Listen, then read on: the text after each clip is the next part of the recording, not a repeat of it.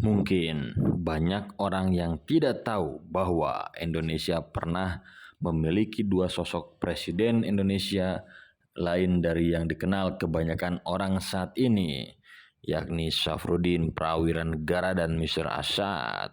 Pada 22 Desember 1948 merupakan hari saat Syafruddin Prawiranegara memimpin pemerintahan darurat Republik Indonesia di Sumatera Barat. Saat dirinya menjabat sebagai Menteri Kemakmuran, dia ditugaskan membentuk pemerintahan darurat Republik Indonesia. Ini merupakan peristiwa di mana Presiden Soekarno dan Wakil Presiden Muhammad Hatta ditangkap pada agresi militer kedua serta diasingkan oleh Belanda ke Pulau Bangka.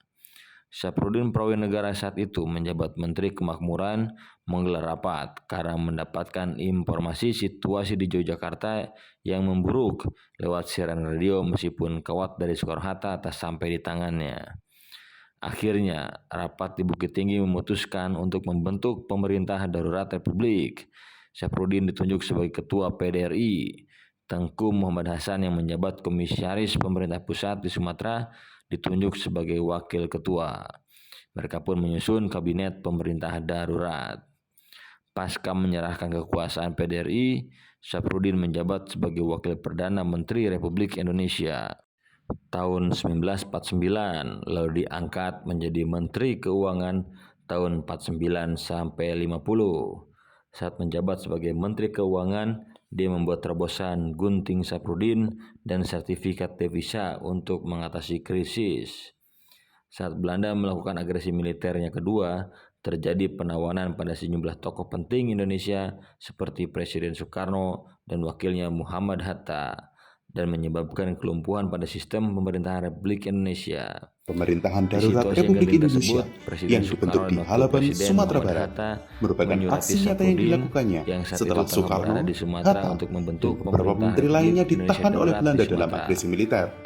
Pada masa selanjutnya, nama Syafruddin yang harum sebagai Presiden PDRI dan Menteri Keuangan sempat tercoreng karena keterlibatannya dalam Pemerintahan Revolusioner Republik Indonesia atau PRRI.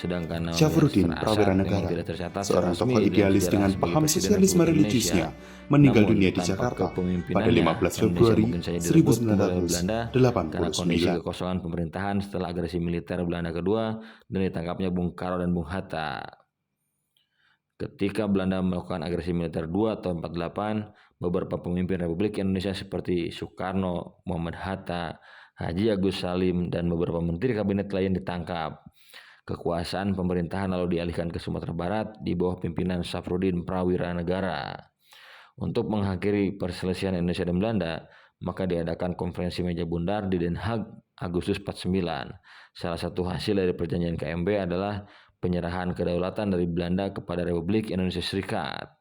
RIS adalah taktik Belanda untuk memecah belah Indonesia. Namun, RIS juga dijadikan taktik para pemimpin Republik Indonesia agar Belanda mengakui kedaulatan Indonesia secara penuh.